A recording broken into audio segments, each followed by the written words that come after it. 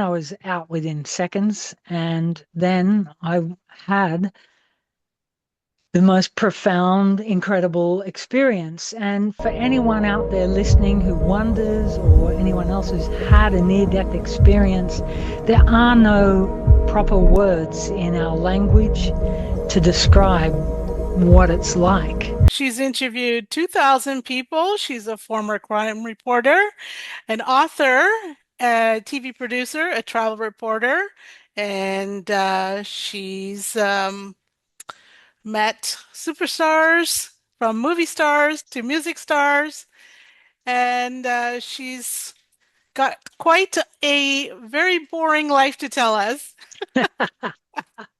That's so great. Uh, all right, Helen Parker, welcome to the show.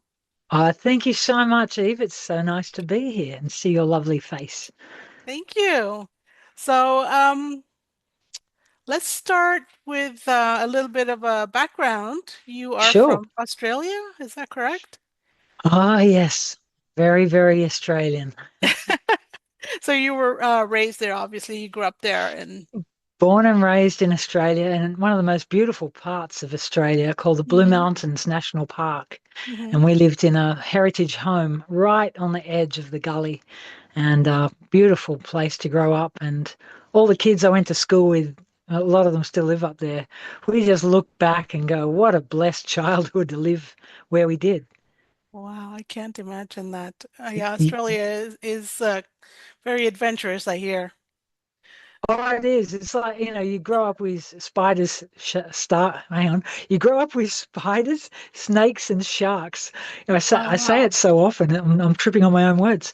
But yeah, it is. It's like growing up in the Squid Game, for real, Oh, because wow. everything wants to kill you. And I think that's why Australians are generally come across as pretty happy people, because if something hasn't killed you by the middle of the day, you feel like a champion. So. It's Wow. and we grew up right in the middle of that. We had death adder snakes and red belly black snakes, yellow belly black snakes, and funnel webs and redbacks, and all sorts of things.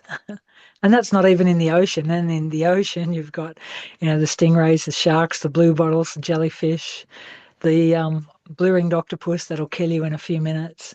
So Wow. and stonefish. So you So had pretty a normal life, if you in want to call that. growing up in our neighborhood, yes, I did. It was a rural town back then, quite a small town, about a population of about 5,000 back then. And if anyone Googles the Blue Mountains, there's just one road up and one train line up and through the middle of the mountains. And then either side, you've got these big valleys and gorges either side, the Gross Valley and the Jamison. And all of us lived on either side of the highway and the railway line. And you can't build down in the gullies because it's all national park.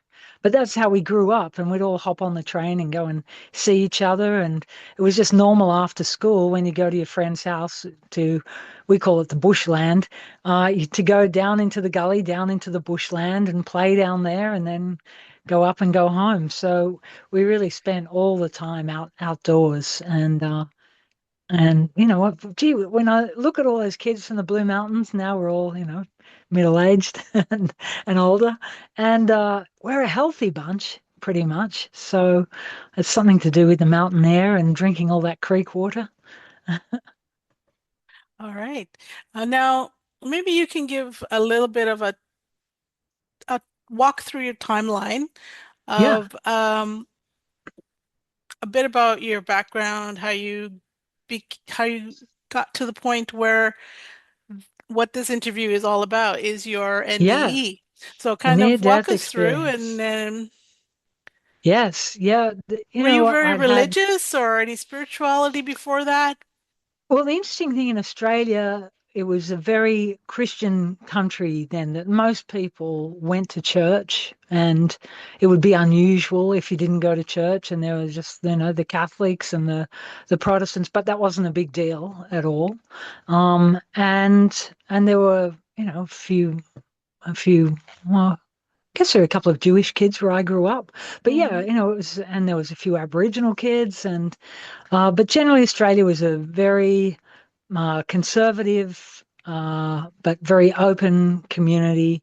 And most people went to church. I went to Sunday school, but I hated it. And after, I think when I was about 10, I didn't have to go anymore. But in Australian public schools, I don't know what it's like now, but when I was a child and when my kids went to school, scripture is a part of Australian schools. So once a week you have to go to scripture lessons. And Hmm. I don't know, it just seemed like normal, normal part of life. But you know, from a young age, I questioned that. Like, it didn't make any sense to me, Noah in the Ark. It's like, what do you mean a kangaroo swam across the ocean to the Middle East to get on an ark to be protected from the flood? That doesn't make Hmm. sense. So as a little child, you know, I was questioning taking it all so literally. But at the same time, in my difficult times, you know, I had two brothers who were very violent with me in a not appropriate way. Um, and you know, when I was scared of them and running away from them, I got to say, it brought me great comfort. Those lessons from Sunday school, that you know Jesus was watching and Jesus loved me, and honestly, to this day, that still brings me comfort. So, but I'm not religious. I'm not religious, but I'm spiritual. Okay, that's awesome. Um, Now, you had a near-death experience. Can you kind of take us back and walk us through the day, how the day went, how the day started, and go on from there? Sure. I was living actually back in the Blue Mountains, and I was not in a very happy place relationship wise, even though I'd you know had three kids. I married a boy from high school, and we were great friends for a while, but that wasn't enough to sustain us through adult life, really. So it was a very, very unhappy time for me. And I know, I guess you can put lots of reasons on why it happened, but internally, I'll just put it down to women's reproductive issues that I had a normal day, but I've been feeling very, very, very sick, just generally all over bad feeling. And I'm have a really good sense of my own health, and it just I just felt off. Something just felt off. And then that night I was asleep and I woke up in unbelievable pain. And by that stage, I had three kids. So I understood childbirth and pain. And, you know, that is as painful as it can get. So I thought. But as any woman knows who's had babies, there's good pain and bad pain. And that good pain that you're having when you're having a baby is a whole different sort of pain. But this just felt really negative, really, really bad pain. And luckily, the phone was next to my bed. I dialed triple O, which is Australian 911. So I dialed triple O. The ambulance came and took me to hospital. And in the emergency room, I ruptured internally. And crazy pain, and the essentially the blood was escaping and it was crushing my lungs, but nobody could see that, so we didn't really know what was happening. But the pain was off the charts, indescribable, very, very not fun. And then I had a little hallucination. I don't know if you know, I'd have to talk to people who've been tortured or something to know if this happens to other people, but I went on this little pain journey. It was like it was so painful. My brain took me on this little hallucination to get away from the ER. And I was like flying across a field, it felt like. And then I landed in this field that I was imagining, and there was a minotaur there. And the minotaur said, I am death and I'm your only friend. But then they gave me morphine, and I came back out of that hallucination, or you know, I don't think it was a hallucination. It was something like that. My brain just took me away somewhere because the pain was so bad, and so then I was compos mentis, and I was talking to people, and they were shouting at me, you know, do you have any crowns? Have you eaten today? Are you a smoker? You know, all, and they're racing me into surgery. And the nurse had picked it up first that she thought I was bleeding to death. And then the bleeding was so bad that I couldn't breathe. So I was doing these little breaths, like, it's not good. So, so that And was what's the interesting. what's the time duration from the time that you started feeling ill? Was it days before, or was it Oh, just that morning oh, to the time that you you know, actually went to the ER? yeah, well, I was feeling pretty off for a couple of days, but then when that really intense pain comes, that was probably an hour from leaving home to going into the ER, and then probably another 45 minutes from the ER to going into the operating theatre. And the Wow. interesting thing, this is, pertinent to the near death experience. And for anyone who's had somebody die in a terrible way, I hope that this is comforting because before they took me into the hospital, into the operating theatre, before they took me in, the pain was so bad that it got to a stage where you're just grasping onto life. People say your life flashes before your eyes. Didn't get any of that at all. It was like nothing else matters but trying to grasp onto life, like I was slipping off a cliff and just trying to hold on to grass, dirt, anything, that's just a metaphor, but, to grasp onto life.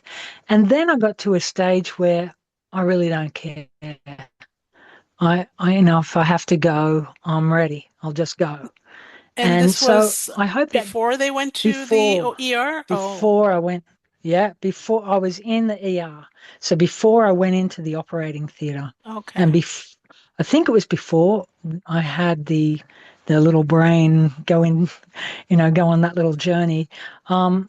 So yeah, it was before they gave me the drugs, before I had the hallucination, before everything. It was so painful. But, for your listeners, take some comfort in when it gets to this excruciating point and you're just trying to grasp onto life and hold on to life, it all just slips away and nothing matters. And I was very much okay, if I'm going to die, then I'll just bloody, oh, sorry, I'll just It's leap okay. into it. I'm Australian. I thought I'll just leap into it and so be it.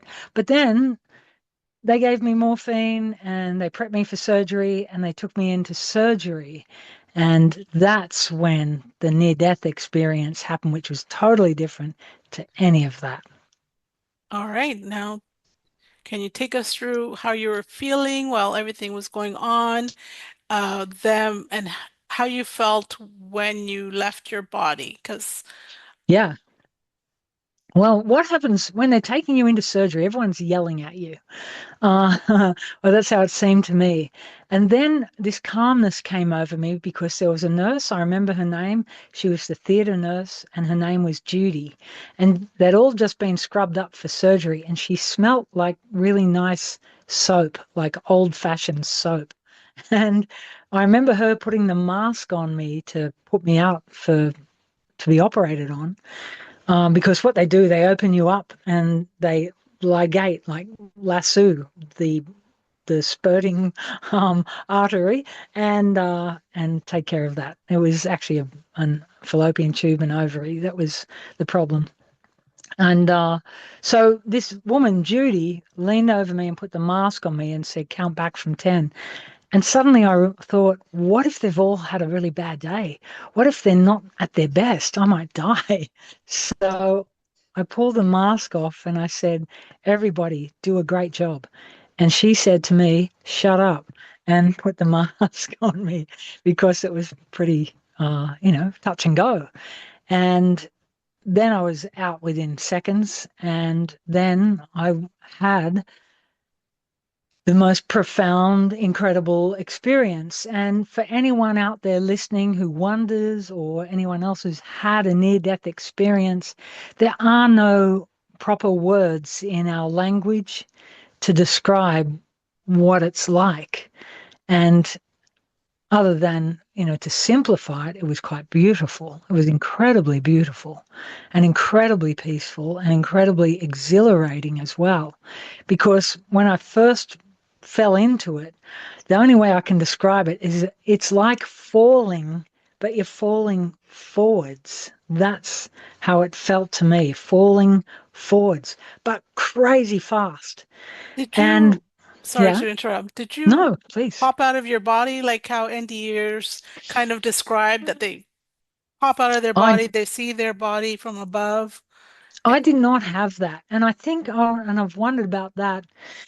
The reason I think, and because I don't believe it was my brain shutting down either, is that I wasn't critical enough yet. I'd lost 50% of my blood, which is pretty, as you know, Pretty pretty bad. critical. But once you get, yeah, and as you know, once you get to that certain stage where the vessels shut down, doesn't matter if they give you a blood transfusion after that. Once it's shut down, it's shut down. And this nurse knew that, and she'd been pumping me full of saline. But yeah, I'd lost 50% of my blood, and I think the last time I heard my blood pressure was 60 over 30, something like that, before I went Wow. into surgery. Yeah, that's the last thing I remember. But I didn't get that floating out of my body.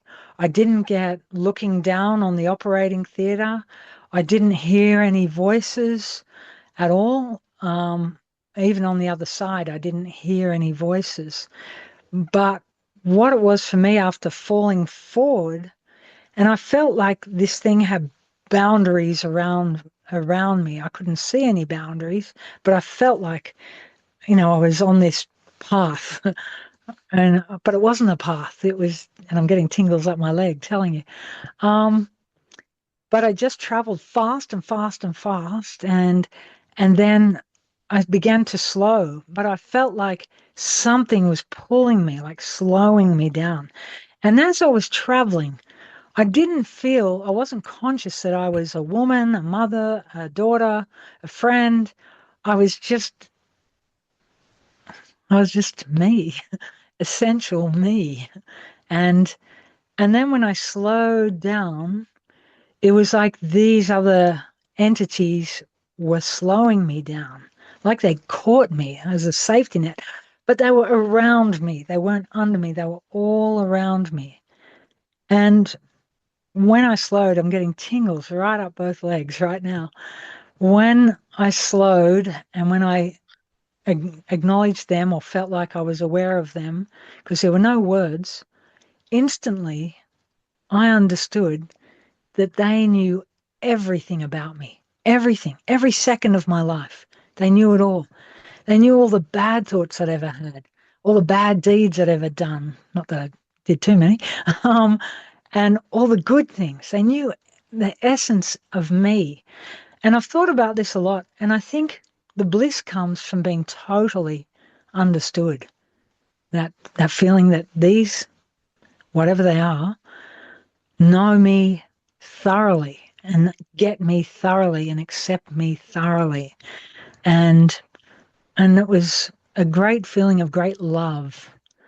And I was totally, totally loved. And if that's heaven, that you are just absolutely adored, what a beautiful thing. And yeah, it was amazing. It was N- more than amazing. I just can't find the words. mm, And I'm Could a writer. could you distinguish whether they were female or male energy? No, and I don't think that exists on the other side. For me, anyway. Maybe it's different for other people, but for me, they just were, and and they knew me. They recognized me, but I didn't know who they were. And they, the other thing is, this is a really key thing with near-death experience. You don't have any questions when you're on the other side. Questions don't exist. You just know everything. You know everything in a nanosecond, and you know it, and they know you know it. It's like, okay, we all are at peace. There are no questions. And the third thing is there's no time. Time is a human, earthly concept. The sun, we spin around the sun and we keep spinning around the sun, and it goes up, it goes down. In our minds, the sun goes down, the sun comes up. And so, of course, we have seasons and the earth is tilted. And so that gives us our sense of time on earth. But where I went, time was non existent and did not matter. And that was Wow. pretty cool. That was a relief. That was amazing. And so Did when you, sorry, go on. Please oh, finish. it's interesting because when people talk about eternity, you know, when you hear about that as a kid in Sunday school, eternity, and you think about that, well, how is that possible? Eternity. But once you go to the other side, you realize, well, eternity, we're trying to measure it like people, and you know, as humans, we're trying to quantify eternity. Oh, it goes on and on and on and on. But no, there's no time on the other side. So eternity doesn't even make sense. There's just no time, if Did that they makes any interact with sense. you or talk to you? They did, and it was some came closer, and they were moving around me, and there were no words, but I could sense what they wanted me to do, and they could sense that I was glad to be with them.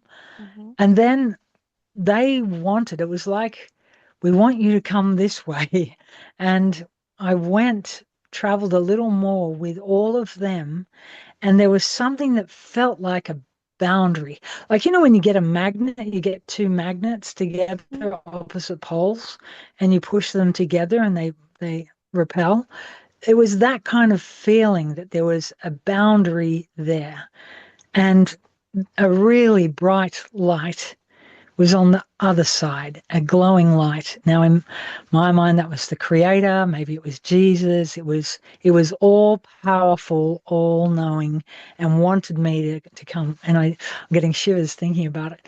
I I didn't hear any words, but I sensed that these five lights around me were like, "Yes, you can go over," and I sensed that that all powerful light was, and it was glowing, and it was, oh, and it was moving, and it wanted me to come to it, and I wanted to come across this boundary and go to it.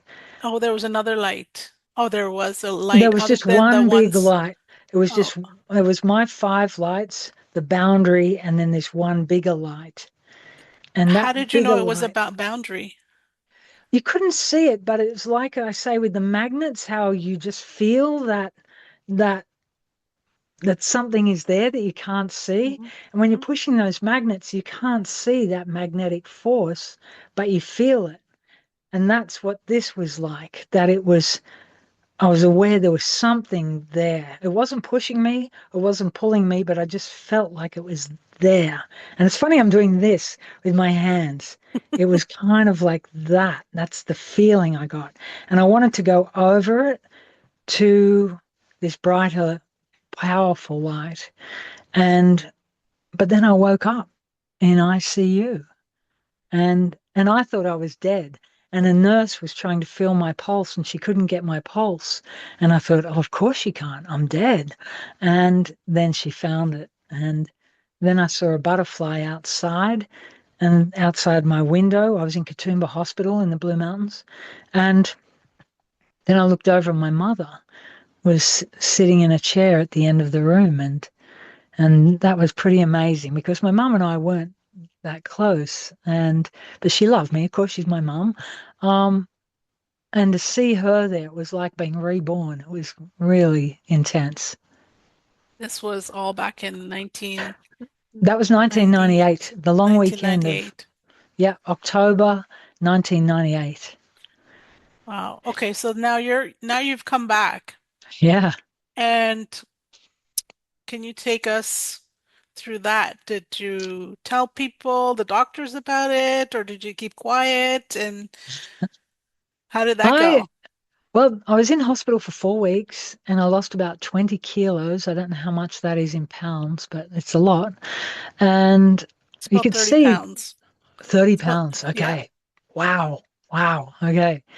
And so, yeah, it was the weight loss program really fast. Mm, And you could see my ribs up here poking through my skin. And I hadn't had that ever before. That was a new thing. It's bewildering for anyone who's just come through it or knows somebody who's just come through it. You have to be patient because it's so bewildering being back alive. And I was very happy to be alive, but I missed where I had been. I missed that love. I missed that that peace, and it was very hard on my family for sure, because you just feel this disconnect with everyone, and my relationship at that time was already in terrible trouble, and so that was the end of it. And I was like, no, something's got to change. I'm not doing this. And so that was a huge disruption and trauma for the whole family. That and people in that experience, I know I got, what the hell is wrong with you? So many times. But I got a job back in television, which is where my training was. And the people in television were so patient with it. And eventually, where I was working on a medical show in Australia called Good Medicine, at Channel 9. And Channel 9 recognised that I was traumatised from it, because this was about 18 months after my near-death experience. And they said, you Wow. talk about it all the time. In answer to your question, do you talk about it? Yeah, you talk about it non-stop, and it drives everyone crazy. So Channel 9 said you should get trauma counselling, and that was a game changer for sure. Okay. Now, I know that some NDEers say they brought back Yeah. something with them when they come Yeah, back. They're come back with either abilities or gifts or something. Did you come back with anything? definitely, yes. And here's the tricky thing too, that, I'm a very grounded person, but at the same time, I was going through a huge trauma. And I think I was getting pretty close to maybe a nervous breakdown. So, when I was doing the trauma counseling, she said something to me like, the counselor said, she was a psychiatrist, she said, if you're getting these feelings that say a documentary you're working on is the greatest documentary the world has ever seen and nobody understands it but you, how great it is, she said, you probably got a disorder. And I thought, oh, I shouldn't tell her about the documentary I'm working on that I think is the greatest in the world. Um, so her analysis of this is a sign that you're suffering from a disorder was spot on. And so that was a red flag for me. Okay, I might be on the edge of having a disorder and seeing things. And so I was treading very carefully what's reality and what's not reality. And so I got to a point at that stage, I just have to stop looping about the near death experience and put it away, put it in a box and put it on a shelf in my mind and walk away from it. So I did. And that allowed me to just settle back into life. But absolutely, I came back with absolutely, I believe, those five spirits around me. And that has changed my life. Did you bring back any psychic abilities, anything like that? I always had that as a kid. I just had this incredible gut instinct that I could meet people on a train and just say, "Oh, you're from Tasmania." And this person would say, "How on earth would you know I'm from Tasmania?" So I already had that kind of ability to pick up intuitively on people. And I think that has helped me in my career because I've interviewed murderers and criminals, and you have to know how to read people and have that good gut feeling, that good intuition. But after the near death experience, that changed because it was more than intuition. I felt like those spirits that were around me, that are around me, didn't want me to talk about them. Now, I'm not nuts, and I have a good grasp on reality. Hmm. That was a very strong thing for me, that I wasn't to speak about them. And and they didn't tell me this in words or anything. It was just I felt this very strongly. And it's only through writing my book that I feel like somehow I've now got permission to speak about these five entities. But the other thing, in answer to your question, is that I do. I feel like there are times when I see the energy, I will say, of spirits, and that I feel they're there. And sometimes I've felt some very, very dark spirits. And I believe that my five good spirits around me saved my life at one time, maybe twice, when this really dark presence was around me. And that them warning me, I believe, saved my life. Mm. So I mean, it's inexplicable and you can't prove it. But it's my truth and it's my experience. And I have come to believe very much in string theory, in different dimensions, in parallel universes, and in the multiverse. I think when you come back from a near death experience, if you really analyze it, and I think everybody who survives it does analyze it deeply. I don't know anyone who's been through it that doesn't analyze it, is that we don't know what we don't know. All I can say is what I experienced and what I do know, but definitely picking up on what you say, there is an increased psychic ability. And not to be too morbid, sometimes I felt like speaking to people, I felt like I knew how they would pass away, um, which was, but how do you predict the future? That's impossible. Um, and yet I have. So I don't know the answers. It's all still quite a mystery in in terms of how we as humans operate in this universe and what are our powers and what happens to us when we die. I certainly believe that we go on, our energy goes on, and uh, and that's a good thing. How has this changed your or enhanced your relationship with earthly life now, nature, everything? That's a beautiful question because I was always a nature child, a little tomboy growing up in the rainforests of Australia. But what really came to me and made me sound a little nutty to those people closest to me is that I really felt like the trees were aware of me. From day one that I came home from hospital, I was like, the trees, it took me half an hour to walk from my front door to my driveway, to the front gate and then back again. Half an hour because I was just shuffling along. I was full of stitches and things.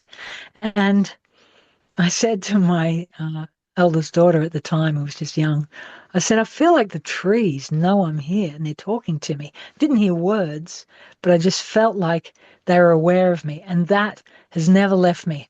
We live in a beautiful forest in Canada called Algonquin. And in Algonquin forest where we are, we own 12 acres that backs onto forever.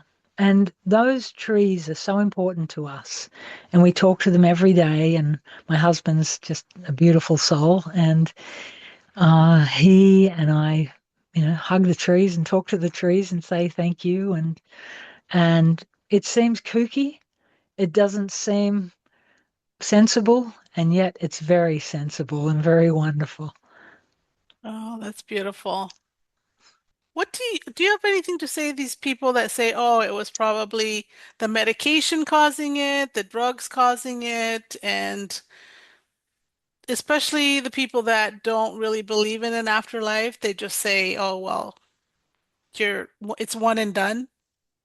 Yeah. Yeah. Well, unless you stood in the arena, you don't know. So the people who haven't stood in that arena don't have a right to say anything. Full stop. Or they don't have a right to criticize or come up with their own opinions. Of course, they've got a right to an opinion, but uh, in one way, but in another way, yeah, you wait till you stand in the arena and and then see how you square up. But there was a very famous Australian. He was one of the richest Australians. His name was Kerry Packer. And he was my boss in Australia, terrific boss. I worked for him for about 9 years. And, he was loved and hated, but I really enjoyed working for him.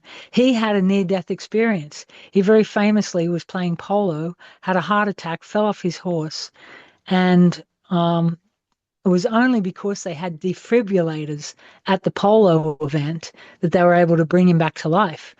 So Kerry Packer then funded defibrillators for every single ambulance in that state. Um, Oh, wow. yeah, because it saved his life. And now, of course, defibs are everywhere. But Kerry Packer famously said he went to the other side and there was nothing there, and he came back. So you know, there was nothing there for him. That's that's for him. Or maybe he didn't get far enough along. Maybe he only got to the entry of the tunnel and or the river, or the pathway to the lights. Maybe he just didn't get far enough. But he joked about it. And people like Ricky Gervais and other people who just say, no, one's life is done, it's done. But I was with my father when he died, and my father said to me before he died, energy can never be destroyed. And I absolutely agree with that. Energy can never be destroyed, and it just changes form. I And we agree. just, yeah, yeah. And I think when people see ghosts or see spirits, finally, I just saw a bright orb just fly across your screen. Um, when people see spirits or ghosts or loved ones or whatever, I think we're seeing their energy. Because why is it the ghosts have clothing on? Why is it the ghosts, when people see ghosts, they say, oh, it was a woman wearing this long dress, or it was a little child wearing a pinafore. Why would ghosts have clothing? So it's it's their their energy of what they remember of themselves that we see is my take on it. Mhm. Um, Now, I know this is kind of a trigger question here, but just Oh, for that's the okay. people that having a rough life Oh, yeah. and just can't take it and they're in a hurry to exit on their own volition, Yeah, do you have any words or advice for them regarding carrying on and for such? sure. Hold on to life. Hold on to life. We are miraculous. It is incredible that we humans and life forms are here. And, when you look at a little baby, and when a baby is on a rug, just on the floor, a baby will lift its head up and it'll just keep trying to lift its head up. Well, somewhere in our lives, we get broken down, that we stop lifting our heads up, that life gets so tough, so hard. But our thoughts are the most powerful thing we have.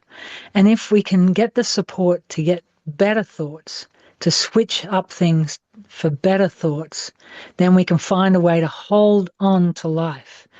And, I've had some terrible, painful events in my life. Everyone has.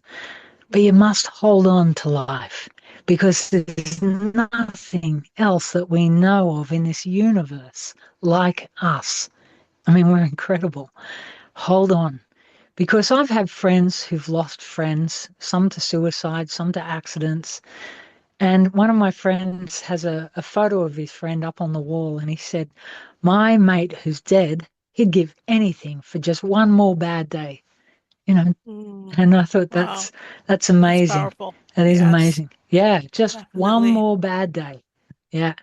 So Wow. hold on. The other thing too, for anyone that's really suffering and or life is just really bad, if there is a way to change tracks. What I came back from a near-death experience is this feeling that we're on this energy path. And this is a really big takeout from the near death experience. We're all on this energy path. And these energy paths cross each other and attract and repel. And sometimes good people attract really bad people. Sometimes, I've covered terrible crimes where innocent people, were killed horrifically. It was not fair. But so sometimes it's just inexplicable and unfair, but our energy path creates a path in front of us, like a beam of light in front of us, and we cross others. And if your path continually you're getting slammed down again and again, think of yourself as like being on a big train station and with all these different platforms. Change platforms, get on a different track because you can, and then take your energy onto a different track and go on a different ride.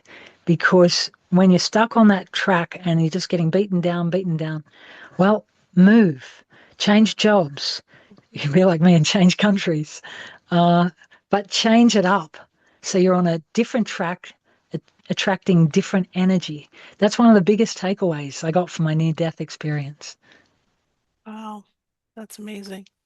Yeah, Well, so you talked about love on the other side that you experienced as love. Is it the same as earthly love? no, no, it's it's greater than every love you've ever felt, even greater than a mother's love when you look at your baby, when you first have your baby. It's like that. It's like that, but a bigger rush of all-encompassing love. And it took me to come to Canada. I'd been single for 12 years, and I I met my love here in Canada, my kindred spirit, and even that amazing love isn't what you experience on the other side. It's just, and because the love we have here is such a physical love too, we're connected spiritually and emotionally and physically. And that's an incredible thing that we won't get when we're on the other side. So, I do place great value on the intimacy with your spouse, because when you're gone, this is such an earthly thing that we have and can experience, and we should, with that person that we love. But no, the love on the other side is inexplicably, indescribably immense. I've heard that before. Um, Yeah, yeah, but yeah, this I've heard I mean, listen to NDE stories and I've heard it doesn't even compare earthly love. that's right. That's Yeah. right. Yeah, it's and how is that? And the people, in answer to your question too, when people were saying, "Oh, it's your brain shutting down," well, why would evolution do that? Like, what's the evolutionary advantage of that? Why doesn't it just flood your brain with knock you out? You know, like Right. why, from an evolutionary perspective, what's the advantage of flooding you with all these endorphins and taking you on this journey that's different for everyone but kind of similar? And the most compelling, evidence is the female doctor who was dead for 20 minutes. I mean, that's incredible. And she was able to recount conversations and instruments brought in to the operating theatre. And her neurologist afterwards said, "How do you explain that? How could she see? How could she hear if she was dead?" But then you think, well, how do you see when you're dreaming? How do you close your eyes right now and imagine something? Mhm. How does that happen? And maybe that's what the other side is like.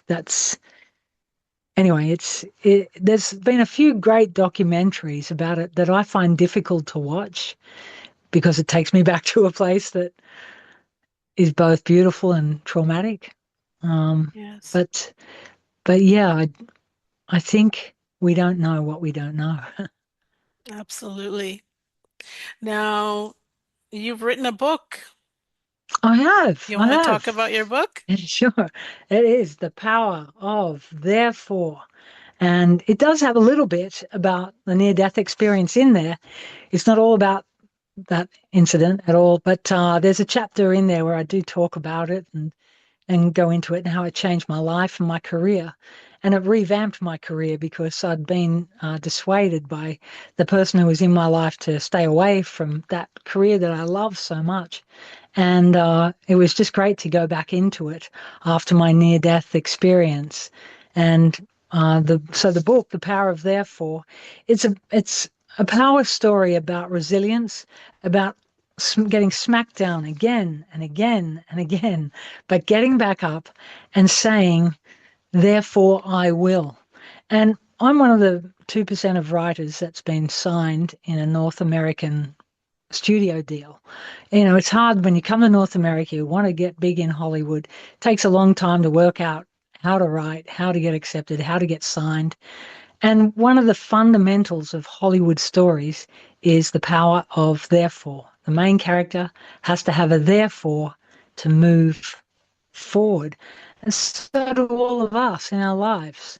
We have to have a therefore and to propel us forward.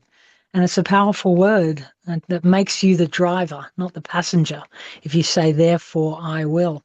So my book is, it's a memoir, but it's also a philosophy about when you're stuck, how to move forward. And when the chips are down, how to just have a go, as we say in Australia, just have a go.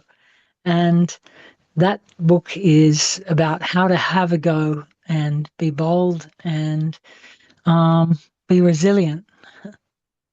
And where can find people find you? Do you have a website or? Oh, yes, I do. It's thepowerofTherefore.com, or as people in North America say, the power of therefore.com.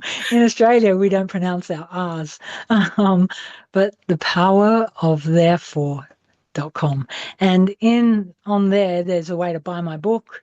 And it's a new website, so I'm just about to add my social media links. And my social media is Instagram is the power of therefore. And I think TikTok is power X therefore. Awesome. Yeah, Now, one last question. sure. The show is called Sit with Spirit. And since you've come back, you've met Spirit. Do you Yes. sit with Spirit? Yes, I do. Well, this is so extraordinary because we have a beautiful rescue horse she's white with blue eyes and her name is Spirit. We call her Spirit. And Wow. yeah, yeah. So if anyone looks on my Instagram, I think um, oh, actually on my TikTok, there's a beautiful video of her Spirit, the horse. Sit with Spirit. I sit with five spirits who now seem to give me the vibe that it's okay to talk about them. And I believe that each of us, if we're so blessed, have a guardian angel watching over us. And Hmm. maybe they're people like you and I who have died and have gone to the other side, and now their job is to protect other people. Hmm. Uh, and and I think we all have the opportunity to tap into our own spirit and be the best person we can be. I don't mean you have to be goody two shoes, but have a good heart. And we're all flawed and we all do goofy things sometimes and we all get angry sometimes, but be of good heart because I tell you, it matters when you go to the other side. And I wouldn't want to be a person who'd done really awful things in their life because I truly believe Hmm. that they would be swallowed by dark spirits on the other side. That's the feeling that I got from being there, wherever I was. Wow. Well, I want to thank you for I your just saw time. another beautiful orb. No worries. I just saw another bright light come down on your Oh, screen. okay. I'll have to check it Yeah, like out. a an orb. Yeah, Maybe have a it's a look. dust. Twice that we've been Who speaking. knows? Could be dust. Maybe. Um, I just want to thank you for coming on the show. And it was such amazing listening to your experience. So, Thank you. Thank you for having me. It's been really lovely. And it's been 28 years, and I've never spoken about it until this last week. And then that video got Yes. 200,000 hits in a couple of days. Yes. And Thank you so much. yeah, well, thank you. And thank you for asking me. And thank you for all the work that you do. Okay, great. Thank you. Okay. Bye.